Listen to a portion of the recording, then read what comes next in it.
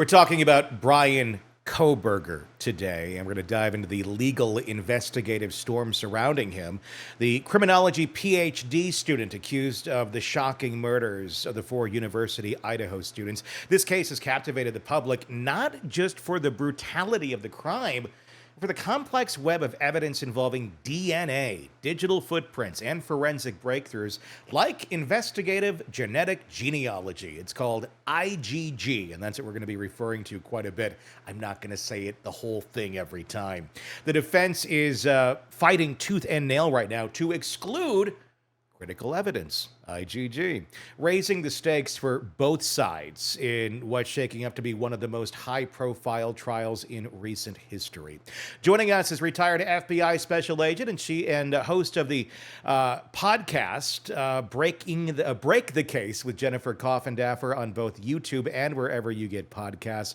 She's bringing invaluable insight into the investigative techniques and challenges at play here. Jennifer, with the defense targeting the DNA and digital evidence in this case, what does it tell us about the strengths and possible vulnerabilities in the prosecution's approach to the Kohberger case?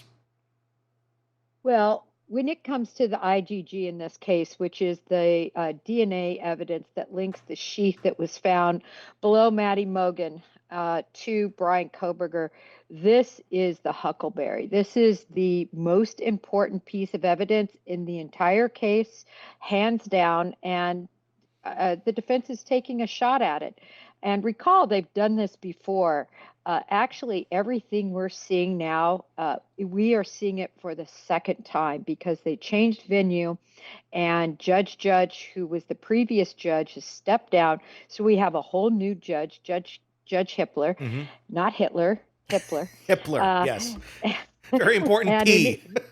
That's right. Well, that's the joke, right? Yeah. They're calling him that because he's much stronger of a presence than Judge.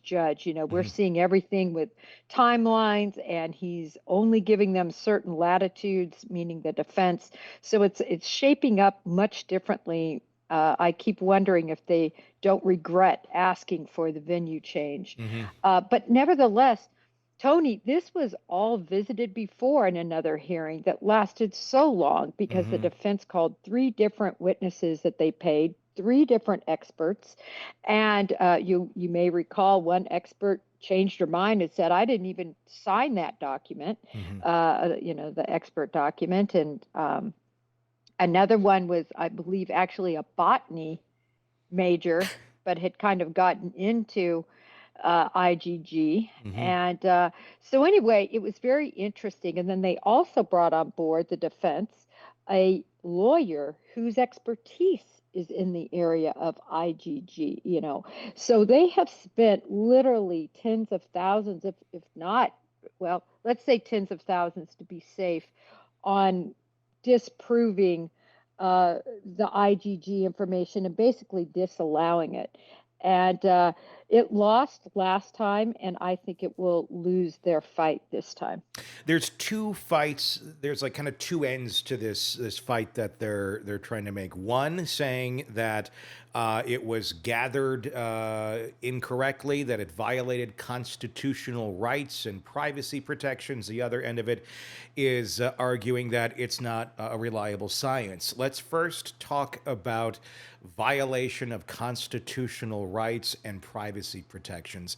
There's not a whole lot out there that really defines how you can get it, how you can't get it, how you can use it, what it's used for. It's just kind of out there. So it's kind of the Wild West in some ways. Do they truly have an argument that is going to stand up that says, yeah, this there's a certain way of gathering this, and you didn't do it right, so because of that, baby's out with the bathwater? I just don't think they have the legs to stand on. They've tried to stand on some legs here and tried to build that case, and it's just not provable. When you look at the DNA that was collected, which is touch DNA, which for everybody, that doesn't mean you just touch something. Those are actual skin cells from your body that are left on a particular item, and it usually involves a lot of friction to even leave such such cells. It's very rare for you to just touch something and have your skin cells slide off. In this case, it was the clasp of the K-bar knife sheath, and that makes a lot of sense for anybody who has handled a K-bar knife sheath. The snaps are very hard to open Hmm. for obvious reasons. You don't want your knife being loose and you go to grab it and you cut yourself, Yeah. or it falls out and you grab it. So they are tighter than really almost any um, other form of snap that I've ever dealt with, Hmm. the knife sheath snaps. So in any event, that's where this DNA was retrieved from. Obviously, it was retrieved below a murder victim. So there certainly is no privacy or issues with that collection point. Hmm. Then they used IGG, which is essentially comparing, and this is where it gets dicey, right? They're comparing it against all these databases where people want to know what their lineage is. Hmm. So they send in their DNA, they swab themselves and send this in, and there's these huge data banks with basically, millions of people's DNA. Hmm. And from that, you can link to uh, other individuals. And that's exactly what happened here. They initially linked it to the father's DNA. I have to be careful how I say that because I've been, you know, called under the carpet for how I'm saying that. But Hmm. basically, there were DNA characteristics that matched up to the father. Then, once they were able to identify and get samples of Bryan Kohberger's, then they could compare it for the 100% match, Hmm. if that makes sense. Yeah, yeah, it does. I mean, basically, they got the initial one. They discovered, okay, this links to this very specific family member. It's very likely that someone close to this person is the match to the knife sheath, which then led them towards Kohberger. Then they eventually did do that swab of Kohberger, and then they matched it, and yeah, surprise, surprise, it's him on the knife sheath. That being said, pretty factual. Like, there's not a lot of room for error here. There's not a case where, oh shoot, it's somebody else's DNA, but it showed up like yours. Like, the odds of that are like in the billions. So it's not even really a thing. But they got there. How they got there. So it doesn't erase the science. It doesn't erase the fact of what the DNA evidence is showing. The main argument does seem to be logistics on how you got here or how you didn't get here. And the thing is, IGG is used regularly in court. It's used by defenses. It's used by prosecution. It's kind of like whoever this makes the most sense to use it in, if they have it, they're going to use it. There isn't a whole lot of precedent here saying this isn't science or this is junk science, we can't take it. More so the precedent is going and saying, no, this is pretty factual on how it's working. Everyone's a bit uncomfortable at how it's being gathered because there's not a lot of strict protocols to this yet. Do we need to get more strict protocols on how this is used, or the fact that it's just kind of out there in the public, I mean, does that prohibit it, or should law enforcement have to go through a specific process to gather that information when they think it may be helpful? Well, they do have to go through a process. In fact, these companies that gather this to help people figure out their lineage, they require search warrants Hmm. and legal documents before they'll turn anything over. So it's not as if the government said, okay, you need to give me this. No, they had to go to a judge and actually get a warrant Hmm. for this information for them to do the comparison. And I should say, and I think this is very interesting, when it comes to Bryan Kohberger, they actually had a warrant to search his mouth. Usually, when you're arrested, and it's not every state, but usually when you're arrested, they are allowed now to swab you, just like we printed people. Hmm. Right now, you can swab everybody, and pretty much everybody gets swabbed. There's a few states that don't, require that, but for the most part. Hmm. And they went above and beyond and said, we're going to do a search warrant for his mouth to swab him. I think just because they didn't want to have any sort of legal argument that could be posed regarding swabbing him. Hmm. So the prosecution and I should say law enforcement has really gone above and beyond the legal requirements to obtain the DNA and to obtain the records pertaining to IGG DNA information. So I just think that this is the problem with the defense's argument. They just, it's not there that I can ascertain. Yeah. The fact that they're raising concerns about evidence contamination, about the IGG process, and all of that, um, it really just kind of feels like they're throwing things at a wall and seeing what sticks. In your opinion, as a former FBI agent, and what we know about how this investigation went down, is there any red flags that you can think of or that you've seen so far and how they gathered anything or how this case has come together? Or has it been a pretty tight ship from day one with the investigators looking into Kohberger? I think overall they did really an excellent job. And I don't say that because I'm former law enforcement. I call out all the time Hmm. situations that are just jaw dropping.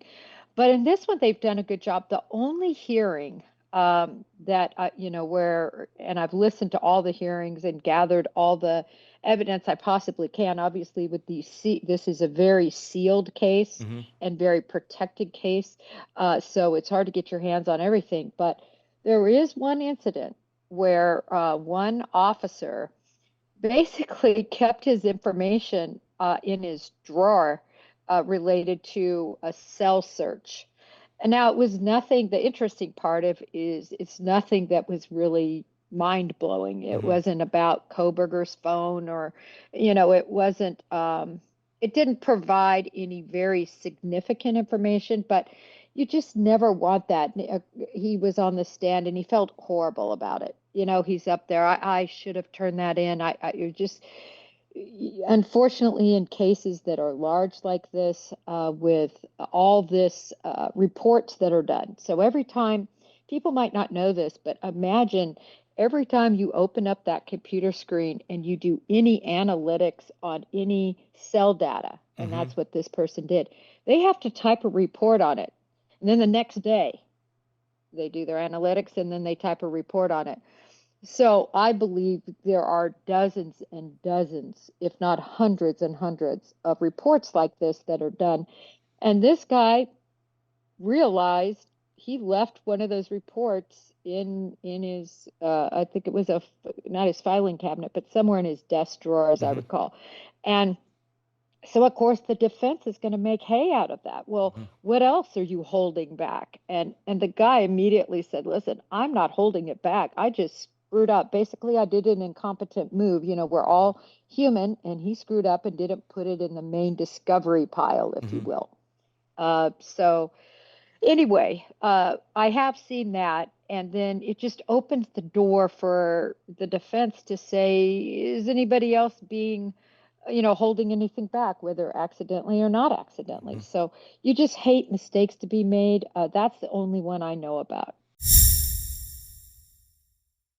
Hey, thanks for checking out the video. Be sure to follow us wherever you download podcasts, and especially Apple Podcasts, where you can get advanced episode and premium content on our premium channel right there. Also, be sure to follow us on social media so you don't miss any breaking updates on the stories that matter to you most. We're on TikTok, X, Instagram, Facebook. Just search Hidden Killers Podcast with Tony Bruschi, and you'll find us right there. Again, thanks for watching.